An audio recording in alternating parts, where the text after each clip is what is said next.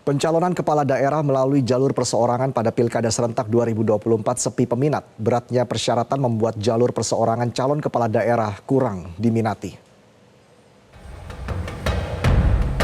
KPUD Bulukumba, Sulawesi Selatan telah menutup pendaftaran bakal calon bupati untuk jalur perseorangan dan tidak ada satupun bakal calon yang mendaftar untuk jalur ini.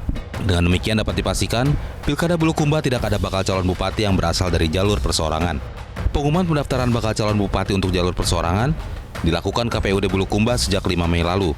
Dan untuk penyerahan berkas dokumen dilakukan pada tanggal 8 hingga 12 Mei 2024. Namun hingga 12 Mei 2024 pukul 24.00, tidak ada satupun bakal calon yang menyerahkan berkas dokumen dukungan. Tahapan calon perseorangan memang untuk di tahapan ini tidak ada satupun pasangan calon yang menyerahkan.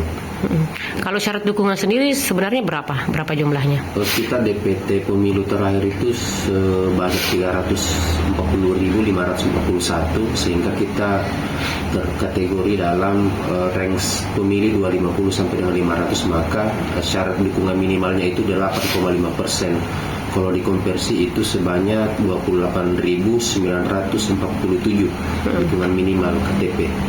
Hingga masa penyerahan syarat dukungan awal berakhir, terdapat 276 bakal calon pasangan kepala daerah jalur perseorangan atau jalur non-partai politik yang berminat dan meminta akses silon Komisi Pemilihan Umum di sejumlah daerah.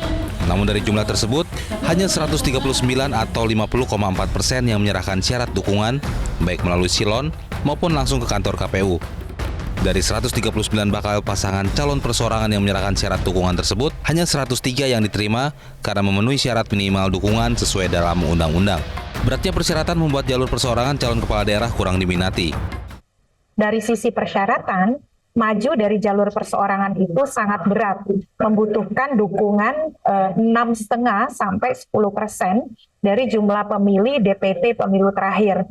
Syarat sebarannya pun harus mencakup 50% dari wilayah kompetisi.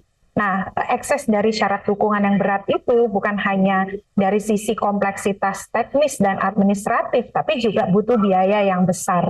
Sementara calon perseorangan mengandalkan struktur dan kekuatan yang basisnya berorientasi pada personal. Dari sisi basis massa politik dan juga pendanaan, berbeda dengan jalur dari partai politik. Calon perseorangan mengandalkan kekuatan personal si calon begitu. Tidak itu saja, jika berbicara peluang menang, calon kepala daerah yang maju lewat jalur parpol akan memiliki presentasi kemenangan lebih besar ketimbang jalur perseorangan atau non-parpol.